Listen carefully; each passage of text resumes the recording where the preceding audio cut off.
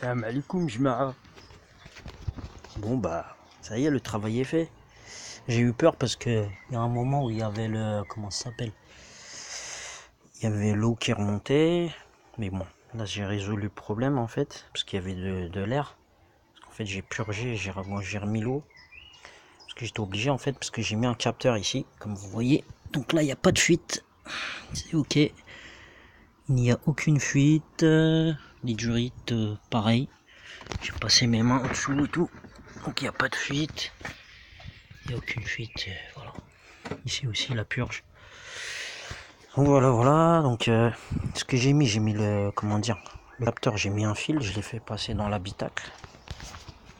Habitacle, donc après vous mettez le compteur ici. Moi j'ai choisi cette place là parce qu'il y a, voilà, hein, ailleurs ça va, comme c'est un petit habitacle, on peut pas le mettre, je l'ai mis ici.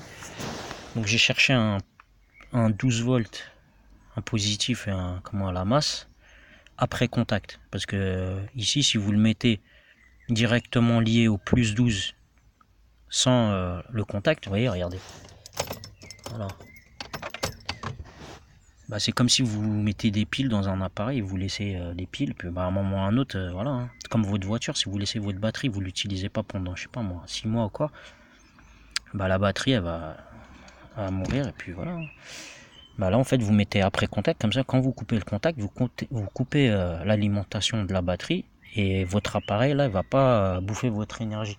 Parce que des fois il y en a, ils le branchent direct sur la batterie, ils trouvent un plus 12 et une masse.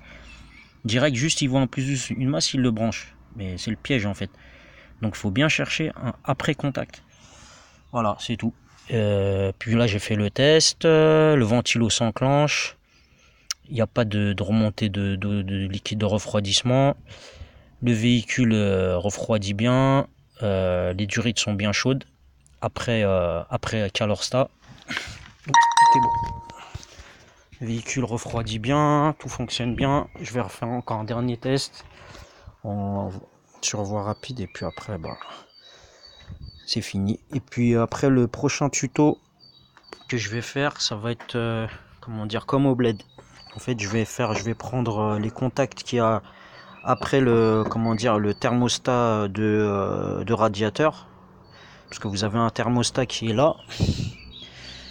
Et ce thermostat, en fait, ce qu'il fait, c'est qu'il il est taré à 90 degrés.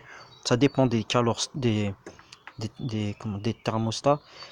Et en fait, c'est juste quand il arrive, il est taré à une certaine température. Quand il arrive à la température nominale, parce que vous avez différents thermostats. Par exemple, s'il est taré à 90 degrés, en fait, il ferme un contact à 90 degrés. Et quand il ferme le contact, en fait, bah, ça fait comme un circuit fermé, un interrupteur pour alimenter le ventilateur. D'accord? Voilà. Donc l'eau circule dans le moteur, il chauffe. Donc ça, je savais pas ce que c'était. En fait, c'est pour prendre la chaleur du collecteur d'échappement et la réinjecter en air chaud dans le moteur pour qu'il puisse chauffer le plus vite possible en hiver.